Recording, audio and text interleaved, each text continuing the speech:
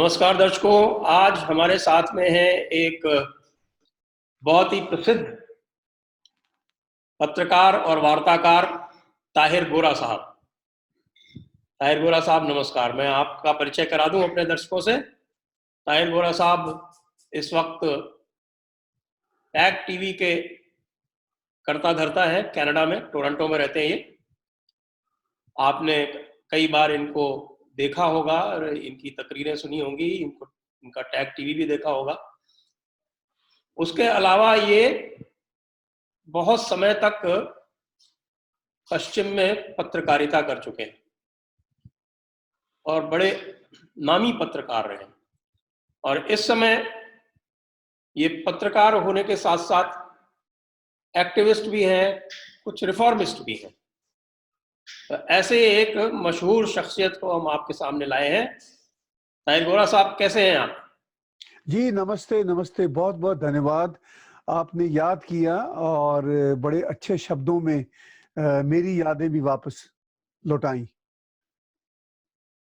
तो आज हम जिस टॉपिक पर डिस्कस करने जा रहे हैं वो है शांति प्रिय सूफी जी या पीसफुल सूफिज्म। क्योंकि कई बार आप लोगों को कहते हुए सुनते होंगे कि साहब कि ये जो इस वक्त जो इस्लाम चल रहा है वो बड़ा गलत तरीके से चल रहा है, हमें इसको शांति प्रिय सूफी मत की ओर ले जाना चाहिए। अब मैंने जब इसमें थोड़ा डीप जाने की कोशिश की और पूरा का पूरा जो सूफियों का शुरू से सारे इनके तरीके और सिलसिले, इनकी थियोलॉजी, वो सब खंगाली, तो पता चला कि तरीक़त तो शरीयत के नीचे नीचे है। और कभी एक ज़माना हुआ करता था जो इसको जिनको तरीक़ा बोलते हैं, सूफियों का जो तरीक़े होते थे, वो एक ज़माना होता था जब तरीक़े की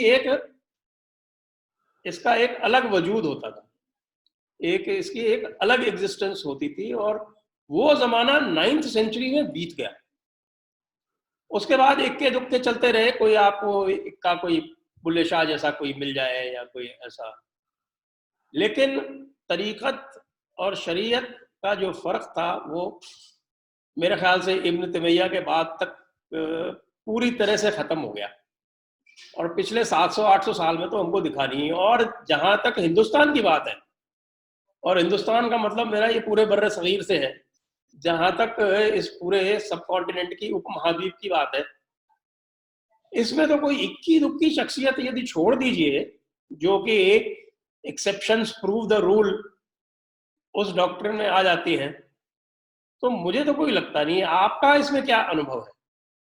देखिए, बात ये है संजय भाई कि ये जो इस्लाम का सूफीज़म का चक्कर है ना, इसमें तरीक़त और शरीयत जो है ना, इसमें कोई बहुत फ़र्क नहीं रहता। बहुत सारी ऐसी सूरतें हैं कि शरीयत ही तरीक़त है। अब ये टर्मिनोलॉजी के गोरख धंधे में अगर ना पड़े तो जो रियलिटी है, ग्राउंड रियलिटी, वो ये है कि जो शरीयत ही रही उसी को तरीक़त के तौर पर बरता गया। और जहां कहीं तरीक़त की बात करने वाले लोग थे, उन्होंने तरीक़त को ही शरीयत में डाल दिया। यानी कि वो कोई बहुत फर्क नहीं रहा, वो एक ही धारे पे चीजें चलती रहीं।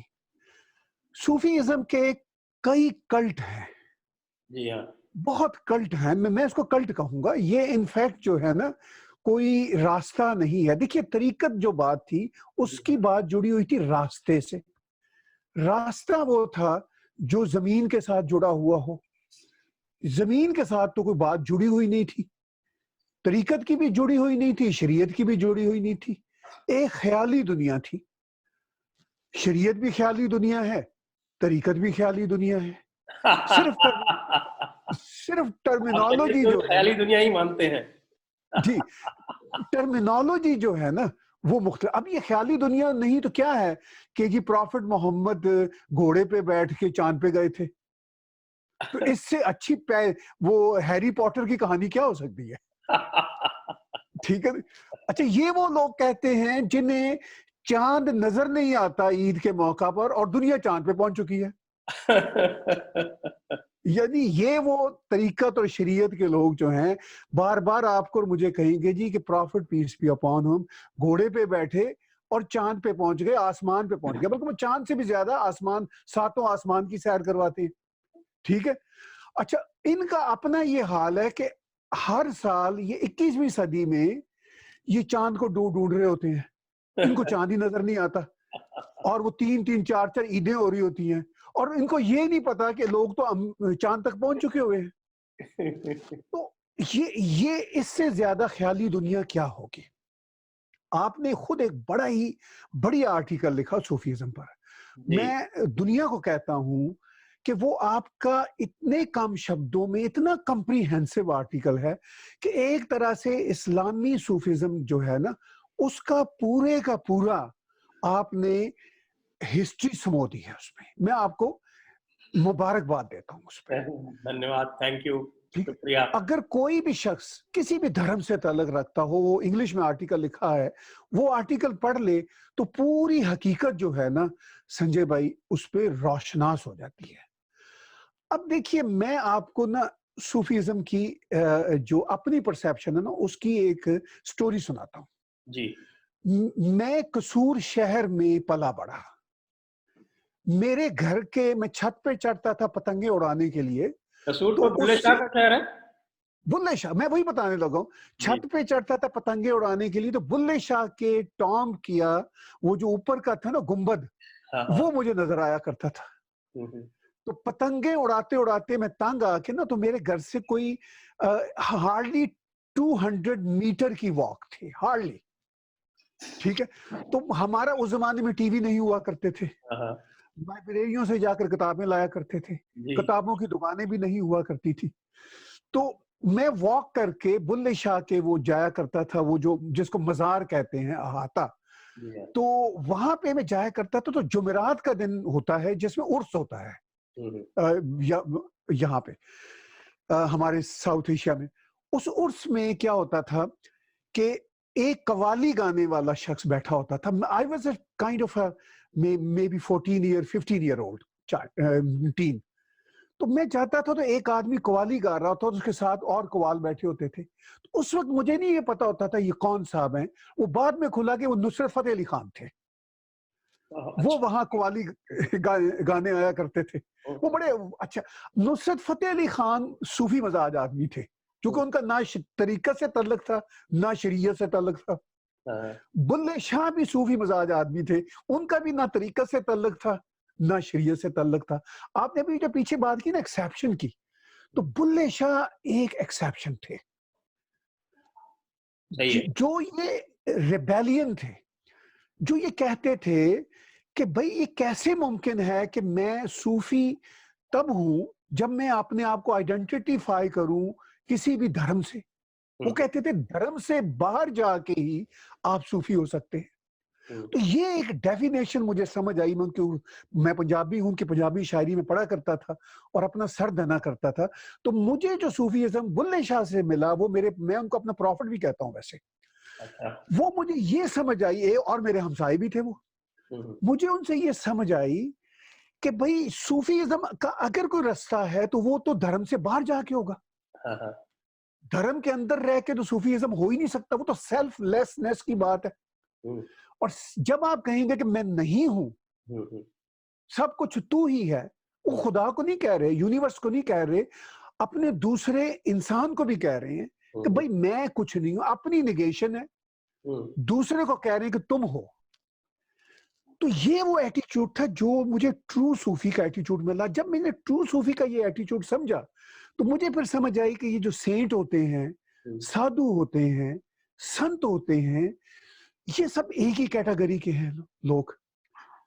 लेकिन जब मैंने पढ़ना शुरू किया इस्लाम की सूफी हिस्ट्री को, तो जो आपने अपने आर्टिकल में लिखी, जी। तो मुझे पता चला कि ये तो कल्ट है, ये तो सूफी है ही नहीं। सूफी का रास्ता तो बुद्धा का हो सकता है। कि बुल्ले शाह को सूफी काफ़िर भी तो कह दिया गया था। हाँ, ठीक है ना। बुल्ले शाह को देखिए ना, बुल्ले शाह की जो जब वो मरे हैं, तो उनकी लाश दफनाने से इनकार कर दिया था उस वक्त के मौलवियों ने। ये 1650s की बात है जी। ठीक है।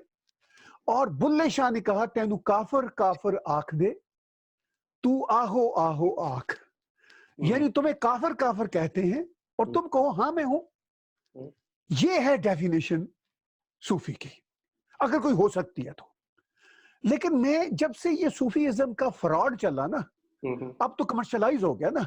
अब तो तुर्की वाले जो है, मैं एक यहाँ पे टोरंटो में एक मस्जिद है वो मैं गया तो वो एक स्पाइरल डांस हो रहा है कि वो जनाब नाच रहे हैं, टोपियां पहनी हुई हैं, रमजान का महीना है और वो बता रहे हैं कि ये सूफीइज्म है, डांस है, और वो सब अंदर से जहादी थे। मैंने कहा भाई ये क्या चक्कर है जी। फिर मैं पाकिस्तान, हाँ पाकिस्तान में भी देखा करता था, अब वो ग्रोह यहाँ पर भी है ताहिरुल कादरी का।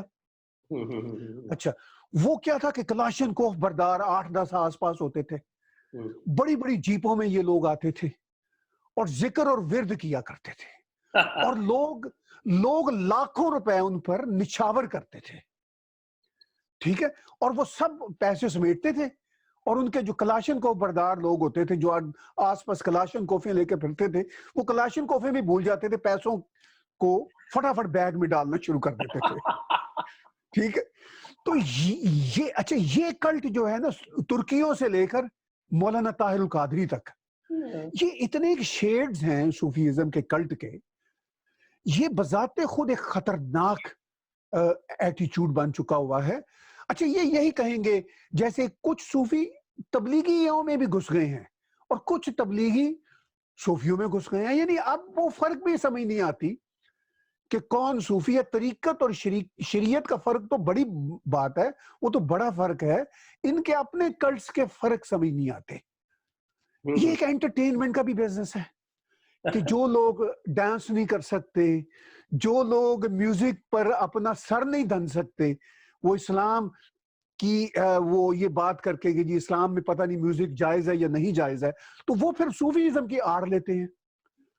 भाई ऐसा संजय भाई इसमें ड्रामा हुआ। आपका जो आर्टिकल है वो तो हिस्टोरिक पर्सपेक्टिव में बताता है ना कि किस तरह। तो मैं आज की बात कर रहा हूँ, आज के जमाने में तो ये और ही तरह का ड्रामा है, और जिस हिस्टोरिक पर्सपेक्टिव की आप बात करते हैं अपने आर्टिकल में, वो और तरह के ड्रामे थे उस जमाने के कहीं। थे वो। हाँ, कहीं हाकमियत को नाफिज करना है, कहीं किसी को सनब करना है, कहीं ये कहना है कि हम बड़े पीसफुल हैं लिहाजा आप सब हमारे अंदर कन्वर्ट हो जाओ। तो ये सारे के सारे ढंग हैं। अब देखिए, मैंने बात की थी बुल्ले शाह से, मैं ये समझा था अपने लड़कपन में, टीन एज के जमाने में, कि सूफी का रास्ता वो है जो बुल्ले शाह का रास्ता है, और जो नुसरत फतेह अली खान जो बताते हैं वो रास्ता है। अच्छा, सूफी बुल्ले शाह की बेचारे की सारी शायरी में भंग पी लो, ये तरह की बातें भी बीच में होती थी, हालांकि वो कोई उनका मोटो नहीं था, वो एक जिंदगी की एक लिबरेशन की बात थी। और वो मतलब उस सारे पैरामीटर से बाहर निकलते थे जो हदें बनी हुई थी ना, धर्म की, शरीयत की, तरीकत की, उस सब से बाहर निकलना चाहते थे कि बुलिया की जाना मैं कौन, मुझे पता ही नहीं मैं कौन हूं, ठीक है। ये फिर वो कहते थे कि बुलिया मैं इयो ही जानिया कुछ ना जानिया, बुलिया मैंने यही जाना है कि कुछ नहीं जाना। ये है अल्टीमेट अंडरस्टैंडिंग ऑफ एनीथिंग। इसमें पूरा ये रिफ्लेक्शन आता है जो हमारे जो ऐतिहासिक जो अद्वैत वेदांत इस प्रकार का, यही रिफ्लेक्शन आता है। जैसे वेदों में हमारे एक नासदीय सूक्त है, नासदीय सूक्त बोलते हैं उसको, जिसमें सबसे पहले ये सवाल पूछे जाते हैं कि भाई मैं कौन, मुझसे पहले कुछ था या नहीं था, ये जो देवी देवता हैं ये मुझसे पहले थे या इंसान के आने के बाद आए, यदि मैं नहीं होता तो भी ये होते क्या, इस तरह के उसमें सवाल पूछे गए हैं। आपको ध्यान होगा एक भारत एक खोज करके एक सीरियल आया था, और उसमें जो शुरू में श्याम बेनेगल का सीरियल था, तो उसमें जो शुरू में एक उसके एक तर्जुमा आता है हिंदी में, तो वो इसी नासदीय सूक्त का है, और जो आप बुल्ले शाह जी के बारे में बता रहे हैं वो बिल्कुल उससे बिल्कुल उसी तरह का। तो ये बात सही है, लेकिन बुल्ले शाह जैसे अपने अकेले हुए हैं। बाकी तो जी जैसे हम और देखें तो चाहे वो शाह हमदानी कश्मीर में पहुंच गए हों, या बाद में पूरा का पूरा आपका ये जो मुगलों का जो दरबार था उनको तो नक्शबंदियों ने कैप्चर कर लिया, और उसके बाद फिर उन्होंने बिल्कुल एक तरह से पहले तो आपके अरब में ही अल गजाली साहब ने कह दिया कि ये आप ये शरीयत जो है, अशराइट मूवमेंट वाला जो था शरीयत का ही मूवमेंट था, तो उन्होंने शरीयत को सबके ऊपर नाफिज कर दिया। शरीयत के नाफिज होने के बाद बाकी सब जो थे वो काफिर होने ही थे। फिर इब्न तैमिया ने उनको बिल्कुल उसके ऊपर मोहर लगा दी। तो एक तरह से साहब सूफी और शरीयत वाले दोनों तो मिल गए, और जो बेचारे वो मंसूर हल्लाज और मुतजल्ली वाले थे जो थोड़े बहुत स्पेन में बचे हुए थे, उनके नहीं, उनकी तो बस गर्दनें ही नहीं काटी गई, बाकी तो उसको आप वो इब्न रूश था, उसको कॉर्डोबा की मस्जिद में खड़ा करके और उसके ऊपर लोगों को थूकने की सजा दी गई थी। ये थूकना भी बड़ा इंटरेस्टिंग है, जिसके ऊपर चाहो उसको आप दलील करना हो बस थूकते रहो। जी, देखिए ना, आपने बुल्ले शाह के बारे में कहा कि इस तरह के तो एक आध नाम ही है। मैं आपको बसरे की एक एक ट्रू लेडी सूफी के बारे में याद दिलाता हूँ, राबिया राबिया बसरी। राबिया बसरी। ठीक है ना जी? ये अच्छा, उनकी एक स्टोरी है कि वो अपने 2 हाथों में, एक में पानी था और एक में आग का बर्तन था, वो लेके जा रही थी। तो किसी ने उनसे पूछा कि ये क्या है? उन्होंने कहा कि मैं आग से जन्नत को जला देना चाहती हूँ, ताकि जन्नत की लालच में कोई आदमी कुछ करे ही ना, और पानी से मैं दोज़ख को बुझा देना चाहती हूँ, ताकि दोज़ख का किसी को खौफ ही ना रहे। ठीक है? तो ये था वो लिबरेशन का ट्रू एटीट्यूड।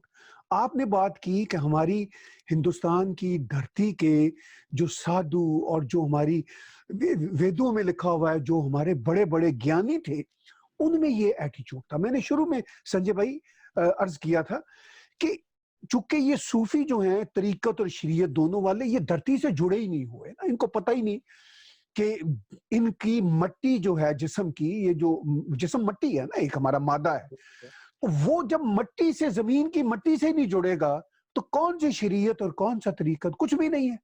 तो वो जो हमारे वेदों वाले बाबे थे, जो हमारे लॉर्ड थे, वो मिट्टी से जुड़े हुए लोग थे।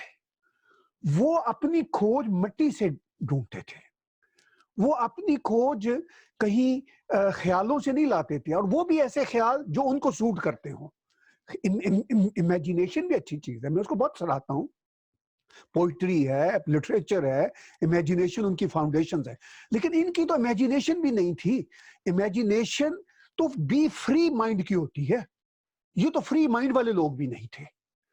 ये तो बस अपने ही, जिसे उर्दू में कहते हैं, जात के असीर थे, अपनी, ये prisoner of their own ego, that's all.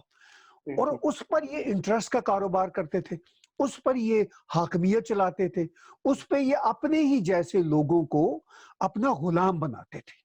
सही है। तो ये एक बहुत बढ़िया ढंग रहा। अच्छा, फिर ये फैंटेसाइज करते थे कि जी ठीक है, ये जो शरीयत वाले जो लोग हैं ये सख्त होते हैं, नमाज रोजे की पाबंदी लगाते हैं, आए हमारे पास आए, हम जिक्र करेंगे, विर्द करेंगे, और इसके साथ साथ नमाज भी पढ़ेंगे। ठीक है, मुझे कोई किसी के नमाज पढ़ने पे, किसी के रोजा रखने पे कोई एतराज नहीं होता।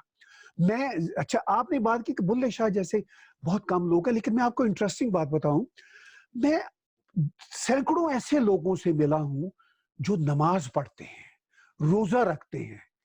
आप यकीन कीजिए कि वो, मैं उनसे मिलकर बड़ा फैसिनेट हुआ, वो अंदर से सूफी होते हैं, क्योंकि वो अपनी नमाज का डंडोरा नहीं पीटते।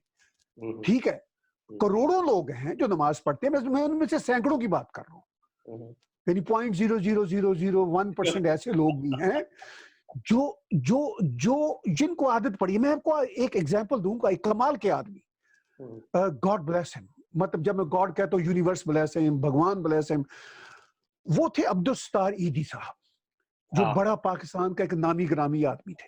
बिल्कुल। टोरंटो आए हुए थे, ये बात है कोई 18 बरस पुरानी। मैं उनका इंटरव्यू करने के लिए गया, और वो छोटा सा टेप रिकॉर्डर, उस जमाने में ये कैमरे वैमरे का भी इतना आम रवाज नहीं हुआ था, तो मैं अखबार के लिए, मैं अखबार छापा करता था, तो मैंने उनसे बातचीत शुरू की, तो मुझे वो कहने लगे, देखो, मैंने कहा आपने ये ये जो भलाई का काम, लोगों की वेलफेयर का काम कैसे किया?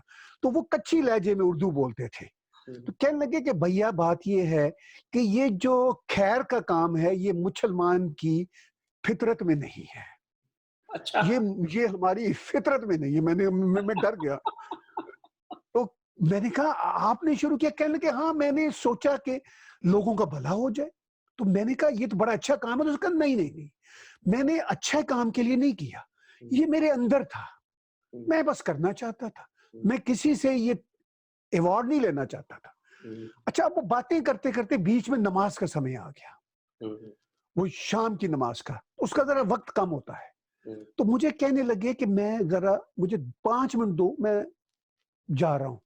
तो मैं समझ गया, मैंने कहा आप नमाज के लिए जा रहे हैं? तो कहने लगे हाँ, मैंने कहा आप तो बड़े मुख्तलिफ आदमी हैं, तो आप नमाज बाकायदगी से पढ़ते हैं? कहते हैं वो इसलिए पढ़ता हूं कि आदत पड़ी हुई है। अच्छा। ठीक। तो वो अच्छा, कोई वो साथ मेरे कमरे में गए, 3-4 मिनट में वापस आ गए।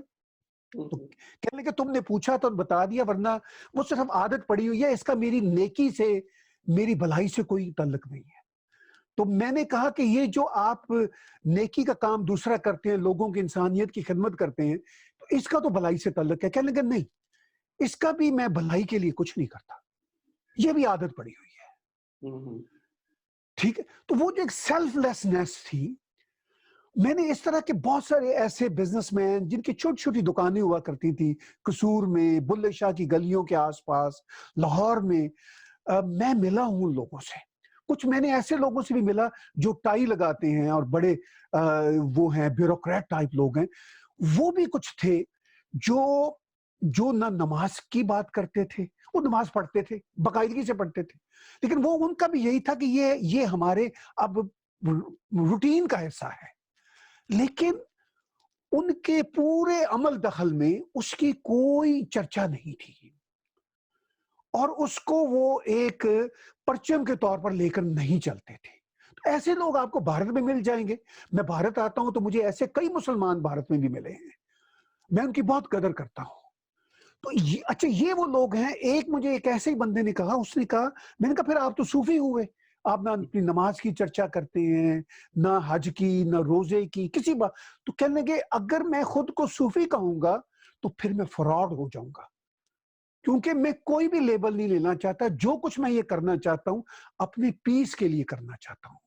और मुझे जो जो आदतें पड़ी हुई हैं लाइफ में, एक मुझे ऐसे ही सूफी ने कहा जो सूफी नहीं था। जब कोई शख्स कहे कि मैं सूफी हूं, तो मैं उसी वक्त उसके बारे में, मुझे पता चल जाता है कि ये फ्रॉड है, क्योंकि सूफी अपने बारे में कभी खुद को सूफी नहीं कह सकता। जैसे कोई संत साधु अपने बारे में संत साधु नहीं कह सकता, बिल्कुल उसका एक्शन ही होता है। बिल्कुल सही बात है। मैं इसमें ये ऐसे मैं लोगों से भी, आपको अर्ज करूं, जी जी जो आपने कही बड़ी खूबसूरत बात कही कि वो भगवत गीता में एक प्रसंग आया जी और उसमें बड़ी बढ़िया बात भगवान कृष्ण कहते हैं अर्जुन को, क्योंकि उन्होंने अर्जुन को ये कहा कि समम सर्वेषु भूतेषु, यानी मैं सभी जितनी भी बीइंग्स हैं, एनिमेट इनएनिमेट, मैं उसमें समान रूप से विद्यमान हूँ। I exist in equal measure in all of. लेकिन उसके बाद फिर उसको वो चेताते हैं, ही वॉर्न्स हिम। क्या वॉर्न करते हैं कि जब तक तुम सभी बीइंग्स में, लिविंग नॉन लिविंग, जब तक तुम उस अवस्था में नहीं पहुंच जाओ कि उनमें सब में तुम मुझे देखने लगो, तब तक तुम ये जो तुम्हारी जो पूजा उपासना वगैरह है ये जारी रखो। क्योंकि जब तक ये आपको सेल्फ रियलाइजेशन नहीं होता, तब तक आपको ये एक्सटर्नल चीजें जारी रखनी पड़ेगी। जो मूर्ति पूजा के और आपके भक्ति के प्रसंग में कहा, तो ये इतनी गहरी बात है। जैसा आप कह रहे हैं कि कुछ लोग ऐसे हैं कि जो वो बिल्कुल सेल्फलेस होके और अपने आप को, बल्कि भगवान को सब जगह देखने लगते हैं, सब में उसका अक्स देखने लगते हैं। तो वो जब तक भावना नहीं आ जाए तब तक तो आपको ये अपनी इबादत अपने हिसाब से या अपने आदत से करते ही रहनी है। ये बड़ी खूबसूरत बात आपने ये बताई इनकी ईदी साहब की।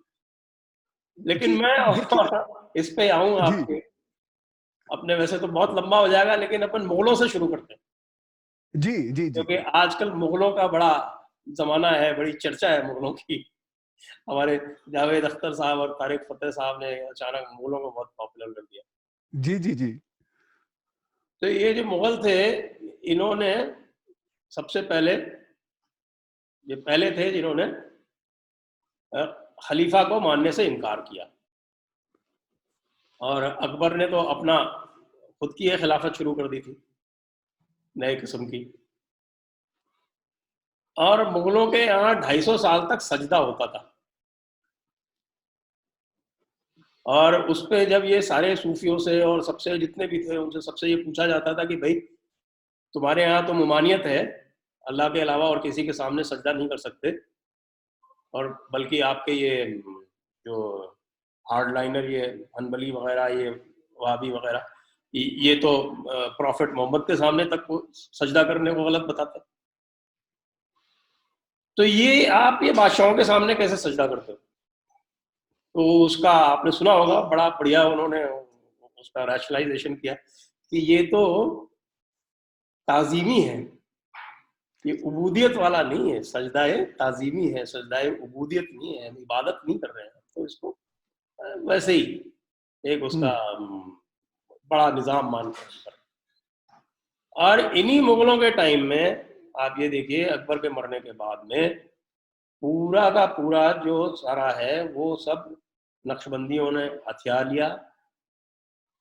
और अहमद सरहिंदी ने एक बीच में सजदे को ही लेके कुछ थोड़ी सी जहांगीर से कुछ अनबन हो गई कि सजदा नहीं किया तो जहांगीर नाराज हो गया, तो साल भर के लिए कहीं गेस्ट हाउस में भेज दिया। उसको लोग कैद भी कहते हैं। ग्वालियर में तो वो गेस्ट हाउस ही था उसका, जहाँ बंद किया था साल भर के लिए। लेकिन उसके बाद फिर वापस बुलाया और दुगना उसको सम्मान दिया। फिर उसका जो बेटा था शेख मासूम, वो शाहजहां के यहाँ बहुत इंपॉर्टेंट जगह पे रहा। फिर जो उसका जो शेख मासूम का जो बेटा था वो औरंगजेब का मेंटर बना, सैफुद्दीन। उसके बाद फिर नक्शबंदियों के ही एक तरह से उनके मेंटरशिप में ये फतावा आलमगीरी बना। और फतावा आलमगीरी के एक प्रमुख ऑथर जो थे, उसमें बनाने वाले शाह अब्दुल रहीम थे। वो आपके मदरसा रहीमिया वाले, फतवा रहीमिया वाले, जो शाह वलीउल्लाह के वालिद थे। और शाह वलीउल्लाह को आज के देवबंदी बरेलवी दोनों मानते हैं। हुँ, इनका झगड़ा शुरू हुआ, वो शाह इस्माइल की एक किताब आई थी, कुव्वतुल ईमान, उसको लेके उसमें शिर्क क्या है और उसको के लेके आपस में झगड़ा हुआ। फिर ये डाइवर्ज हो गए और देवबंदी बरेलवी दोनों बन गए। लेकिन ये सारे के सारे आपके शाह वलीउल्लाह को तो मानते हैं। और सूफियों के सारे तरीके और उनके सारे सिलसिले, सिर्फ एक को छोड़ के, ये जो मुजद्दिदी सिलसिला है इनका, नक्शबंदियों का, अहमद सरिंदी वाला, इसको छोड़ के बाकी सारे के सारे बरेलवियों की जमात में शामिल। और बरेलवियों का यदि आप जो उनका जो मुख्य ग्रंथ है फतावाई रजविया, और उसको यदि आप पढ़ लें, और उसमें एक अलग से इन्होंने बना रखा है नफरत के अहकामात। हुँ, और हुँ। वो नफरत के अहकामात जो हैं उसमें हर एक के लिए नफरत है। उसमें काफिरों के लिए, और काफिर किसको कहते हैं उसमें भी देवबंदी भी शामिल कर लिए उन्होंने, वहाबी भी शामिल कर लिए, शिया भी शामिल कर लिए, और मुशरिकीन तो शामिल होने ही थे। लेकिन सबसे निचला दर्जा उसमें उन्होंने देवबंदियों को दिया। वही वो तकफीरी वाला मामला है ना, तो आप कहते हैं कि तकफीरी जो है वो ये वहाबियत है तकफीरी। तो यहाँ जो सबसे बड़ी जो तकफीरी की एग्जाम्पल मिलती है वो हमारे अहमद रजा बरेलवी साहब के फतवों में मिलती है। और ये आप जानते हैं कि पूरा का पूरा पार्टीशन ये बरेलवियों के वजह से हुआ। ना बरेलवी जिन्ना को सपोर्ट करते और ना पार्टीशन होता।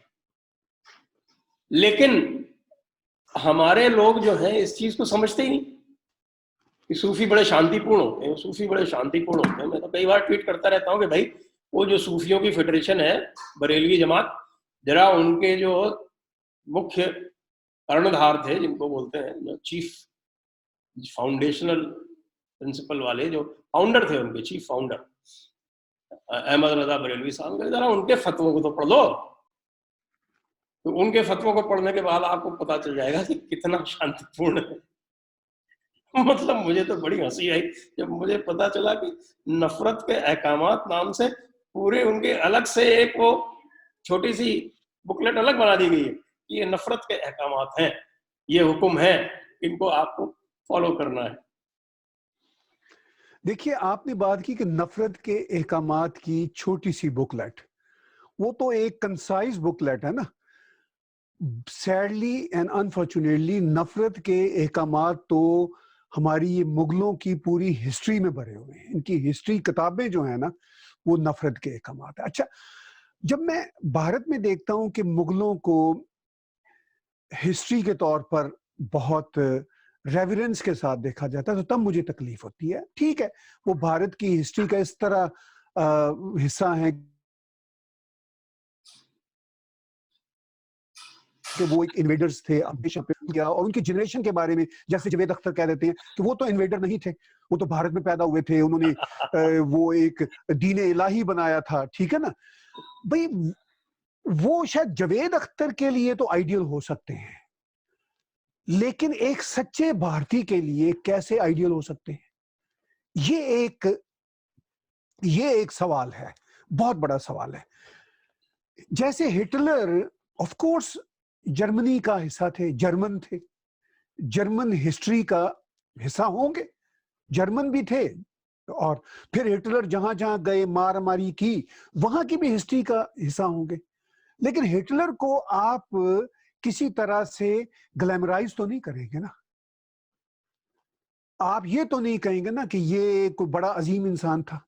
अच्छा जी, चलिए हम अकबर को थोड़ा डिफरेंट तरीके से देखते हैं जी। उन्होंने एक जहाने इलाही बनाया था जिसमें सभी का मलगूबा बना दिया था।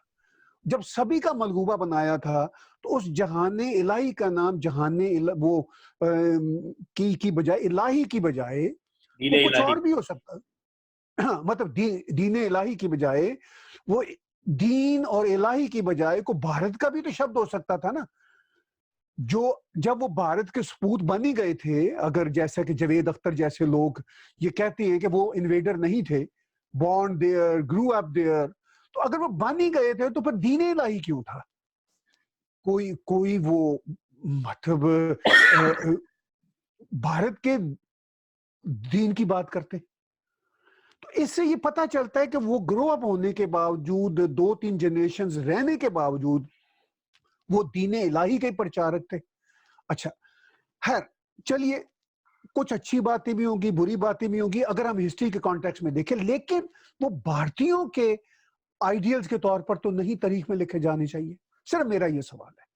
तारीख में ये तो लिखा जा सकता है कि वो इतने सालों से इतने सालों तक रहे, कुछ उन्होंने रिफॉर्म्स वाली कोशिशें की, काम किए, लेकिन उन्होंने जो इन्वेजन की हिस्ट्री थी जो उनके बाप दादा की थी, उसको छोड़ने की बात तो नहीं की थी ना।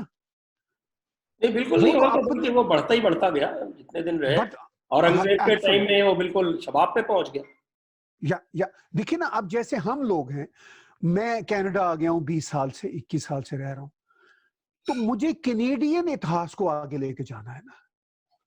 मुझे जो कैनेडियन वैल्यूज हैं, जो जो यहां उसका हिस्सा बनना है ना।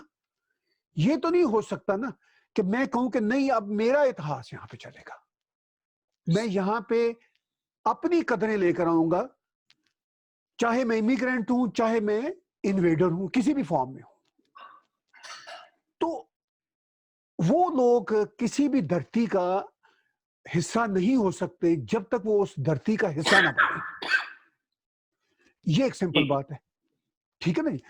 तो ये एक बहुत बड़ा मसला है मेरा। देखिए, अगर हम इस बात पे जोर दें, हम ये जो बातचीत कर रहे हैं संजय भाई कि सूफीज़्म और मुगलों की हिस्ट्री, ये तो इसमें तो फ्रॉड ही फ्रॉड है, इसमें तो झूठ ही झूठ है।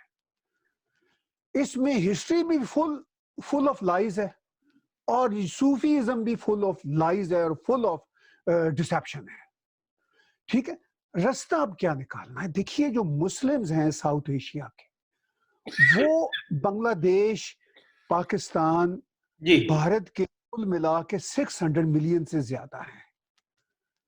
ठीक है, और ये सारे के सारे साउथ एशिया के नहीं हैं, ये भारत के ही है इनफैक्ट। ठीक है, मतलब मेरे जैसे जो मुस्लिम बैकग्राउंड के लोग हैं, वो इनफैक्ट तो हमारे एंसेस्टर्स तो हमारे अपने हिंदू थे ना। अच्छा, अब हम अपने ही पुरखों से डेविएट कर रहे हैं, चलिए वो भी कर लें। लेकिन ये जो साहब ये जो अशराफिया है, जी हमारे जावेद अख्तर साहब जैसे लोग जी जो अपनी एंसेस्ट्री जो है वो हजरत उमर फारूक से ट्रेस करते हैं जी कि वो 34वीं या 35वीं पुश्त है उनके, जी जी और उनके जो ग्रेट ग्रेट ग्रैंडफादर थे फजले हक खैराबादी साहब, तो वो तो बड़े उलेमा थे। हम्म। तो उनके जो वर्ल्ड व्यू है वो आम भारतीय जैसे आप अपने आप को मानते हैं, वो उनकी वर्ल्ड व्यू नहीं है। उनकी तो वही वो जो अशराफिया तबीयत है वही है उसी तरह से, और वो बाकी सबको कमतर समझते हैं। वो सिर्फ काफिरों को ही नहीं, जो कन्वर्टेड है उनको भी कमतर समझते हैं, उनको मानते हैं उनके पास बुद्धि नहीं है, क्योंकि फिर वो आपके यहाँ वो तकलीद वाला भी तो एक चलता है ना कि साहब की अकल का इस्तेमाल तो आम आदमी को वर्जित है वैसे ही। वो तो सिर्फ एक बिल्कुल जिसको क्या बोलते हैं आप, ये जो उलामा उकरामा अकरामा है उन्हीं के पास रह सकती है। बल्कि उसमें भी मतभेद है, कुछ कहते हैं कि साहब की जब तक आप मुजद्दिद और मुदहिस और मुफ्ती नहीं होंगे तब तक आपको अकल के इस्तेमाल की इजाजत ही नहीं। तो जब 99.9% लोगों को अकल के इस्तेमाल की इजाजत ही नहीं है और उसको एक तरह से फिक्स कर दिया गया है और रिलीजन का पार्ट बना दिया गया है, और यदि कोई सवाल करता है तो उसको डांट पड़ती है, डांट पड़ के उसको कहा जाता है कि तुम बिल्कुल कुफ्र कर रहे हो। तो ऐसे हालात में ये जो आवाज है, जो आम आदमी की आवाज है, जो हिंदुस्तानी है, ओरिजिनली हिंदुस्तानी है, वो तो पूरी तरह से दब गई। जब तक वो नहीं आगे आएगी तब तक तो जावेद अख्तर साहब जैसे लोग जो है वो अपनी वल्दियत दिखा के और अपनी डायनेस्टी दिखा के और राज करते रहेंगे। देखिए, बात यह है कि दो तरह के मुसलमान हैं साउथ एशिया में। एक तो वो हैं जो ये रिलीजन के रास्ते पे चलते हुए अपनी हाकमियत को बरकरार रखना चाहते हैं। दूसरे वो हैं जो अपने आप को लिबरल और सेकुलर करार देते हुए और इन मुआशरों का अशराफिया समझते हुए वो अपनी दस्तरस कायम रखना चाहते हैं। कहीं कहीं इन दोनों का आपस में टकराव भी होता है और बहुत सारी जगहों पे ये दोनों एक दूसरे के साथ भी चलते हैं। जहां कॉमन इंटरेस्ट की बात होती है एक दूसरे के साथ होते हैं, जहां पर्सनल इंटरेस्ट की बात होती है वहां पे इनका टकराव होता है। लेकिन ये हैं एक ही थाली के बैंगन सारे के सारे। ठीक है, एक ही थाली अच्छा, के चट्टे बट्टे। हाँ, अब ये देखना और सोचना है। आपने बात की कि 99.9% को कहा गया कि अक्ल नहीं बरतनी, लेकिन मैं उन 99.9% से कहता हूं कि अक्ल तो आप में फिर भी मौजूद है। अगर आप में अक्ल मौजूद है तो आप बरत लें। जब आप अक्ल को बरत लेंगे तो आप बुल्ले शाह के रास्ते पे चल पड़ेंगे।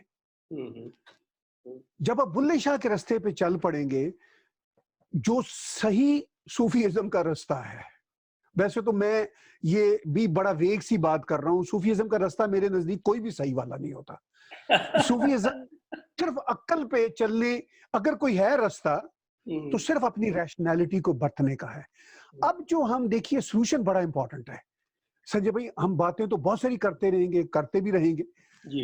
लेकिन इस सारे खेल में मैं जैसा मैंने अर्ज किया 600 मिलियन से ज्यादा Muslims only in Bangladesh, Pakistan और भारत है। अगर आप श्रीलंका के मुस्लिम्स, अफगानिस्तान के मुस्लिम्स, इंडोनेशिया, मलाइशिया और इर्द गिर्द के इलाकों, मालदीव, सबके मुस्लिम मिलाएंगे तो रफली ये 800 मिलियन से ज्यादा क्रॉस कर जाते हैं।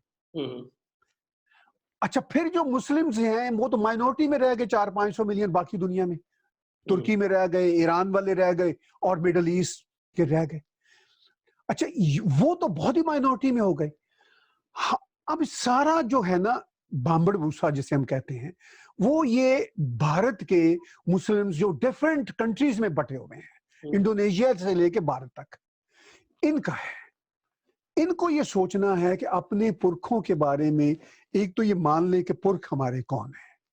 अच्छा, दूसरा आपने, मैं यहाँ पे छेड़ूंगा कि आपने बात की कि इनके जद्दे अमजद भी, जावेद अख्तर साहब के भी वो हजरत उमर से मिलाते हैं। चलिए जी, होंगे, मैं कहता हूं होंगे। जो अरब स्टेट है, जो अरब पेनिनसुला है, वो भी तो भारतीय कल्चर की दुनिया है ना। जो हमारा अल्लाह है वो सबसे बड़ा बुत का है नाम है। जी, सही बात। ठीक है ना जी। तो मतलब ये है कि अगर आप उमर के भी हो गए नस्ल से, तो आप अल्लाह की नस्ल से ही है ना। तो आप उसी बुत को एक सिंबल मानते हैं ना मौला तक जाने के लिए, जिसको बुल्ले शाह ने कहा कि जद गल समझ लई तो रोला की, ए राम रहीम ते मौला की। जब बात समझ आ गई तो किस बात का रोला है, ये राम रहीम मौला एक ही तो है। ठीक है, तो जब बुल्ले शाह ने ये कहा तो वही अल्लाह जिसको हम अल्लाह मानते हैं, जो एक बुत था और एक बुत का सिंबल है क्रिएटर तक पहुंचने के लिए। तो अगर आप उमर की भी औलाद हैं, अगर आप prophet peace be upon him की भी औलाद हैं, तो आप एक ही कल्चर के हैं ना, चाहे भारत का कल्चर हो चाहे अरब पेनिनसुला का कल्चर हो। तो हल एक ही है, आप नमाज पढ़ें अगर आप पढ़ना चाहते हैं, आप रोजा रखें अगर आप रोजा रखना चाहते हैं, आप हज करें अगर आप हज कर सकते हैं। ये नहीं है कि सब्सिडी पे जाके हज करें, क्योंकि हज की डेफिनेशन यही है, अगर आप में उसकी सक्कत है तो हज करें। ठीक है ना, अगर आप में ये सब कुछ है आप जरूर करें, कोई इशू नहीं है। लेकिन एक बात तय कर लें कि आप अपने रिलीजन को 21वीं सदी में जिस कंट्री में भी रहते हैं, चाहे कनाडा है चाहे भारत है, आप अपने रिलीजन को उस कंट्री की पॉलिटिक्स में नहीं घुसेड़ेंगे। देखिए, मैं यहाँ कनाडा में कहता हूँ संजय भाई, मुझे कई लोगों ने पूछा क्या इशू क्या है, मुस्लिम्स का क्या। मैंने कहा तो जिस दिन मुस्लिम्स ने कहा कि हम कैनेडियन मुस्लिम्स हैं, मुस्लिम कैनेडियंस नहीं, जिस दिन ये कह दिया कि हम कैनेडियन फर्स्ट हैं मुस्लिम बाद में हैं, बहुत सारे मसले हल हो जाएंगे। क्योंकि जब आप कैनेडियन पहले मानेंगे तो कनाडा में एक लॉ है कि आप 2 शादियां नहीं कर सकते, नहीं कर सकते। ठीक है, कनाडा में एक लॉ है कि आपको जेंडर इक्वालिटी मानना होगी, तो फिर आपको वो मानेंगे। कनाडा में एक लॉ है कि फ्रीडम ऑफ एक्सप्रेशन का बोलबाला होगा। आप सलमान रुश्दी, तस्लीमा नसीन से एग्री करें ना करें, उनको बात करने का हक है। जब आप कैनेडियन फर्स्ट बन जाएंगे, मुस्लिम आपका अंदर का मामला होगा, सारे मसले हल हो जाएंगे। यही भारत का मसला है कि जिस दिन भारत के मुसलमानों ने ये तय कर लिया कि हम भारतीय पहले हैं, मुस्लिम बाद में हैं, या मुस्लिम पैरेलल हैं, चलिए मैं पहले और बाद की बात भी नहीं करता, लेकिन भारत का कानून पहले होगा। इस्लाम हमारा स्पिरिचुअल मामला है, हमारा और हमारे रब के बीच का मामला है, क्रिएटर के बीच का मामला है। सूफीज्म जहां से आपने बात छेड़ी, अगर कोई डेफिनेशन हो सकती है तो ये है रिश्ता। जब खुदा और इंसान के बीच में कोई भी शख्स आ गया, सूफीज्म खत्म हो गया। सूफीज्म की डेफिनेशन ही गलत है कि पीर जो होते हैं वो मुरीदों को खुदा से जोड़ते हैं। जिस दिन पीर मुरीद और खुदा के बीच आ गया, सूफीज्म खत्म हो गया, सूफीज्म का कोई ताल्लुक नहीं रहा। बड़ी खूबसूरत बात कही आपने, बहुत ही खूबसूरत। ठीक है ना, जिस दिन आप डायरेक्ट खुदा के साथ हैं, उस दिन तो हैं आप सूफी के रास्ते पे। जिस दिन आपके बीच में कोई और आ गया, सूफीज्म की कहानी खत्म हो गई। अब ये कहना कि हम आम आदमी की सोच बड़ी महदूद होती है, अक्ल महदूद होती है, ये फिर फ्रॉड है। अक्ल उस खुदा ने जिसके साथ हम बराह रास्त ताल्लुक बनाते हैं, वो बड़ा ही मुनसिफ खुदा है, उसने सबको इक्वल दी हुई है। उस खुदा पे शक ना करें।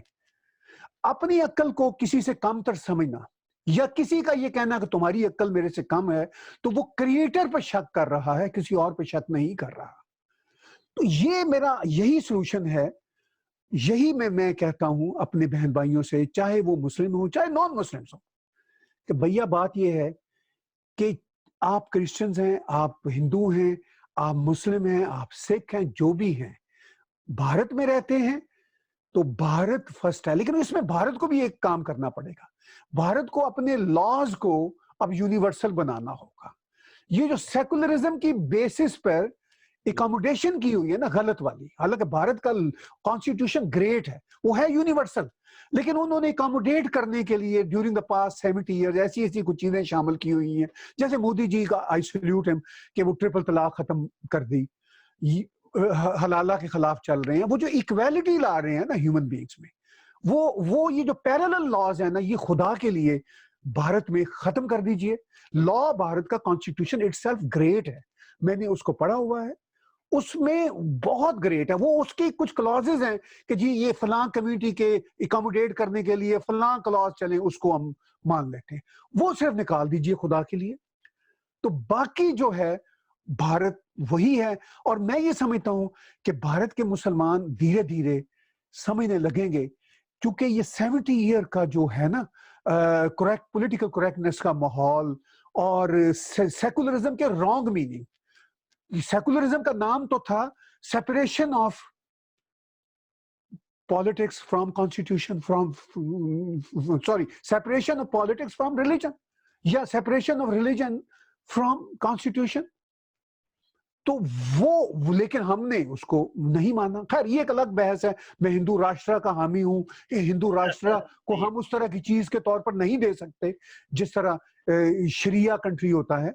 लेकिन सॉल्यूशन एक ही है सर जी, कि भारत का मुसलमान बहन भाई पहले भारतीय हो जाए, पैरेलल रहे। मैं ये नहीं कहता कि बाद में मुसलमान, पैरेलल रहे मुसलमान, लेकिन कॉन्स्टिट्यूशन में शरिया को ना आने दे, तरीकत को भी ना आने दे, और कोई सॉल्यूशन नहीं है। बहुत बहुत धन्यवाद ताहिर गोरा साहब, आपकी बहुत खूबसूरत बातों के लिए बहुत बहुत शुक्रिया। और मुझे लगता है कि ये एक ऐसा विषय, ऐसा सब्जेक्ट शुरू हुआ है जिस पे शायद हमें कई बार बातचीत करनी पड़ेगी। एक बार फिर से जरूर आपका बहुत शुक्रिया।